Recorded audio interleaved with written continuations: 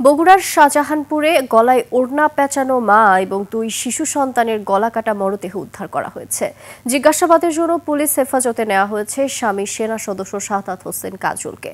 Police জানায় হত্যাকাণ্ডের কারণ অনুসন্ধানে তদন্ত চলছে। বগুড়া প্রতিনিধি আবুল কালাম আজাদের তথ্যচিত্রে ডেস্ক রিপোর্ট।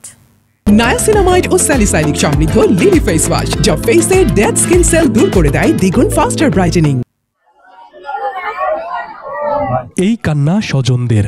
মা ও 2 সন্তানের এমন মৃত্যু মেনে নিতে পারছেন না তারা।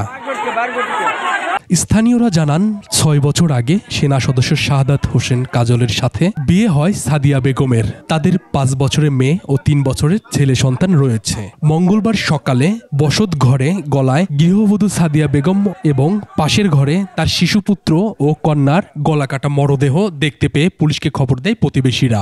আমরা যখন শুরুতে আসলাম, ঘরের মধ্যে চেয়ার আছে, চেয়ারের উপরে মরদেহ আছে, তাহলে হাতে পাবে না কিভাবে? তাই ওখানে একটা অন্য টাঙ্গানো আছে।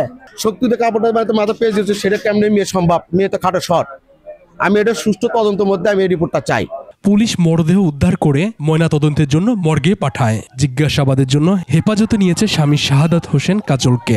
স্পটে এসে যেটা দেখলাম সেটা হলো ছোট ছেলে, একটা ছেলের বয়স 7 মাসের মতো হবে এবং একটা মেয়ে, দুটাই শিশু সন্তান। দুটাকে বটি দিয়ে জবাই করে মা নিজে আত্মহত্যা করছে গলায় দড়ি দিয়ে, এবং 3 জনের মৃতদেহ আমরা দেখলাম। ঘটনার সুষ্ঠু তদন্ত করে অপরাধীদের দৃষ্টান্তমূলক শাস্তি দেখতে চান এলাকাবাসী। Monowar Hussain, desk report, 21 television.